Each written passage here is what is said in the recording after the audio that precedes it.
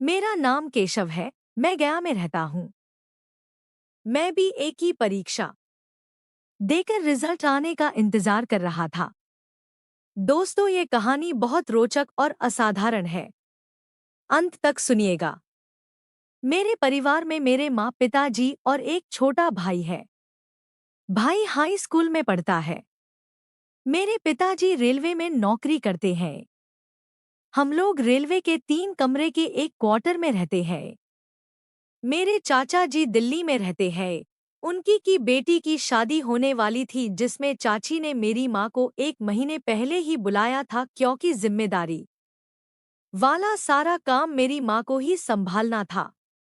मेरी माँ भी दिल्ली जाने को तैयार थी। माँ के साथ मेरा छोटा भाई भी जाना चाहता था। उसे दिल्ली बहुत भाता था। लाल किला और कुतुब मीनार देखना चाहता था। किंतु समस्या यह थी कि माँ के जाने के बाद मेरे और पिताजी के लिए खाना कौन बनाएगा। मुझे खाना बनाने आता नहीं था। मेरी माँ ने इस समस्या का कभी हल निकल लिया। मेरे मामा जी की छोटी बेटी सविता इंटर की परीक्षा देकर बैठी हुई थी। मेरी माँ मामा के गांव गई और सविता को अपने साथ ले आई। सविता घर के काम काज में बहुत निपुण थी, बहुत चंचल भी थी। किचन का काम करने के बाद भी शांति से बैठती नहीं थी। गप्प मरने में भी उसे महारत हासिल था। सविता बहुत सुंदर भी थी। उसकी उम्र 19 से 20 वर्ष की थी। वह सुंदरता के साथ ही हाजिर जवाब भी थी।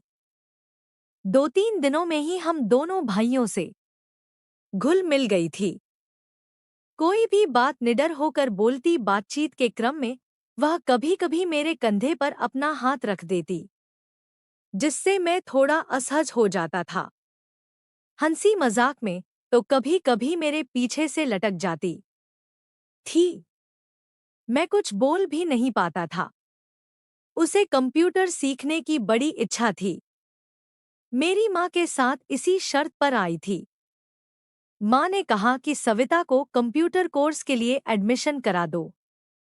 मैं भी कंप्यूटर कोर्स करना चाहता था, इसलिए मैं भी सविता के साथ एक स्कूल में एडमिशन ले लिया। हम दोनों घर से 11 बजे निकलते और 3 बजे तक घर लौट जाते।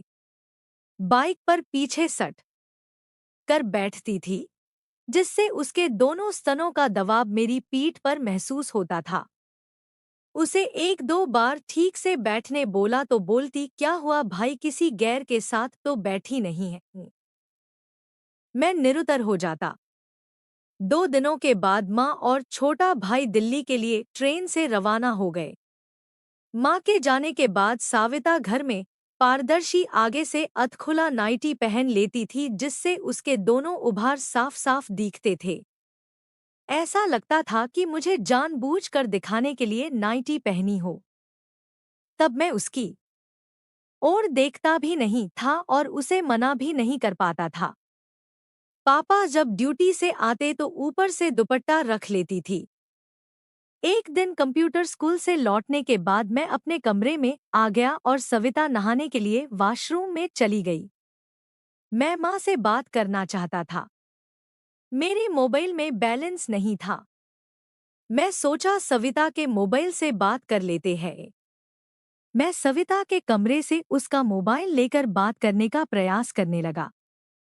उससे पासवर्ड पूछा तो बता दी। उसके मोबाइल में कई गंदी फिल्मों का नोटिफिकेशन देखा तो मैं दंग रह गया। मैं चुपचाप उसका मोबाइल जहां से उठाया था वहीं रख दिया। वॉशरूम से आने के बाद सविता चाय बनाई।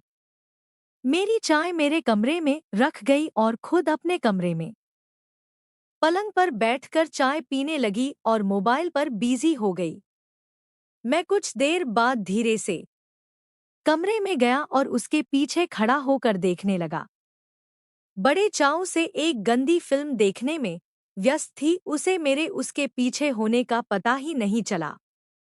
अचानक मुझे खांसी हुई तो साविता डर गई और मोबाइल छुपाने लगी। मुझे डांटते हुए बोली, भाई इस तरह छुप छुप कर मेरी जासूसी क्यों कर रहे हो? आजकल कौन लड़का लड़की ये सब नहीं देखता है। मैं निरुत्तर होकर अपने कमरे में आ गया और सोचने लगा, सविता बात तो सही बोली। देखते तो सभी है परंतु बताता कोई नहीं है। कभी कभी मैं भी तो देखता हूँ। अगर सविता देख ही रही थी तो कौन सा बड़ा अपराध कर दी। मैं उसकी जासूसी करने ही क्यों गया। मुझे खुद शर्मिंदगी महसूस होने लगी। मुझे अपने कमरे से निकलने का जी नहीं कर रहा था परंतु सविता बिल्कुल नॉर्मल थी। अपने कमरे से निकलकर किचन में बिजी हो गई।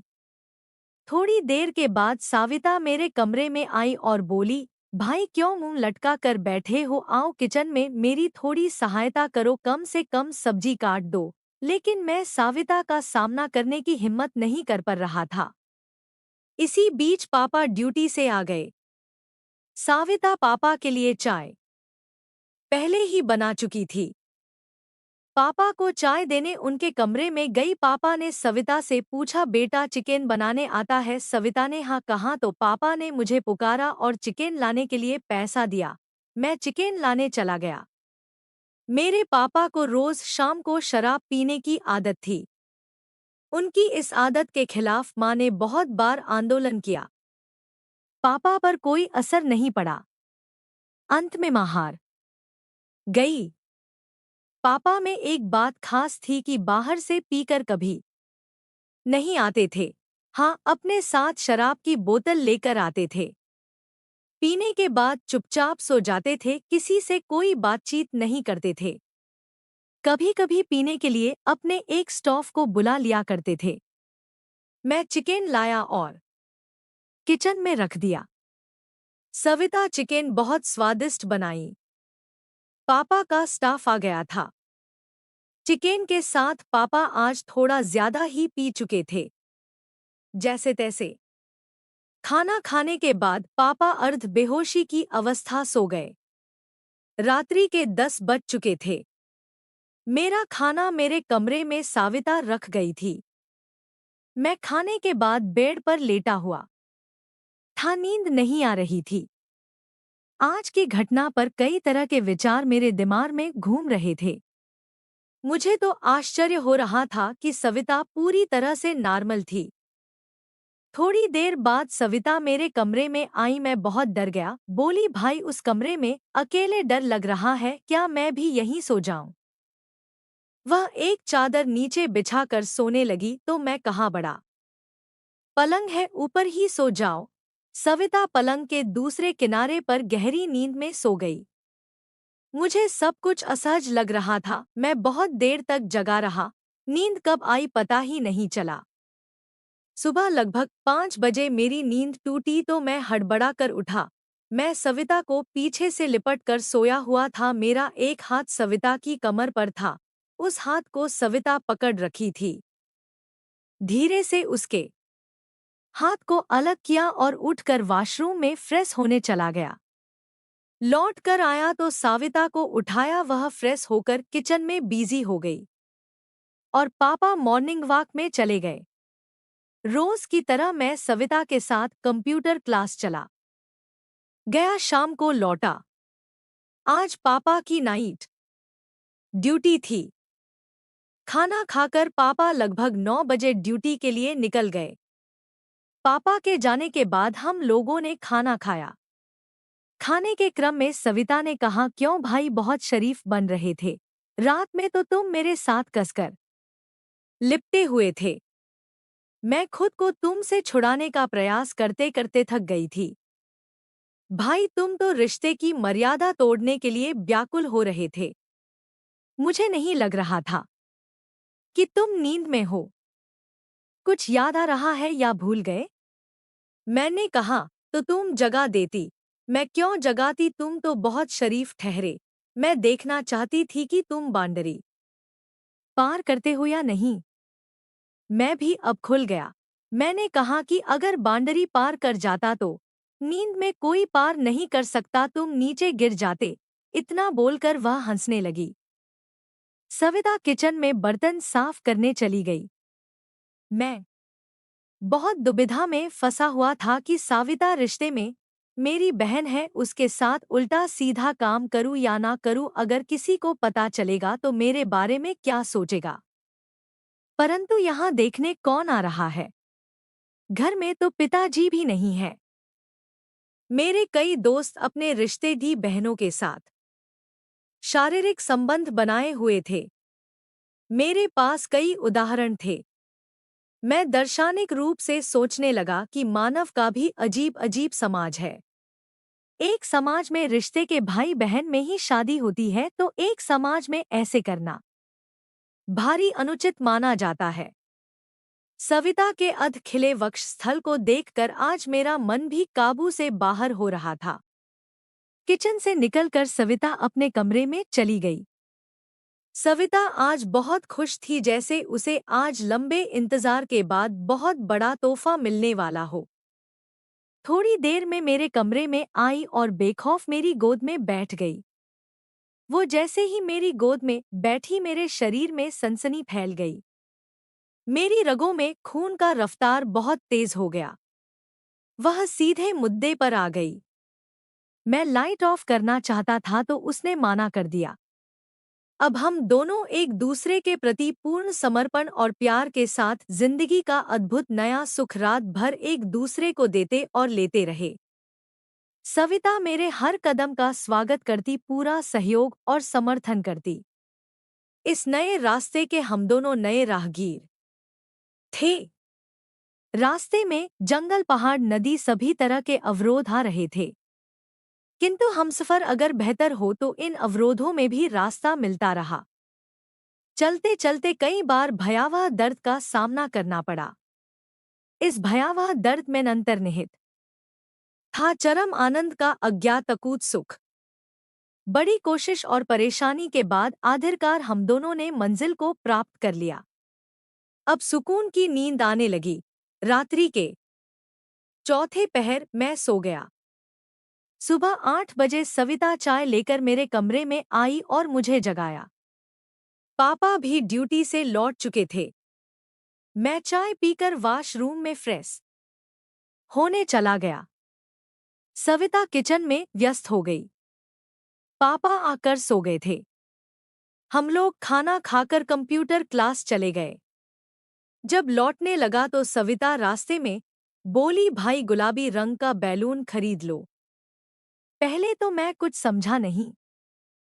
सविता दोबारा बोली कि मेडिकल स्टोर में मिलेगा, तो मैं समझ गया। एक मेडिकल स्टोर के पास बाइक रोका और स्टोर वाले भैया को बैलून के डब्बे की ओर इशारा करते हुए कहा कि गुलाबी रंग का चाहिए। स्टोर वाले भैया ने मुझे गौर से देखा और दे दिया। मैं थोड़ा डर गया था। सविता दूर में खड़ी थी। स्टोर वाला भैया सविता को पहचानने का प्रयास कर रहा था। हम लोग घर पहुंच गए। सविता किचन में खाना बनने चली गई।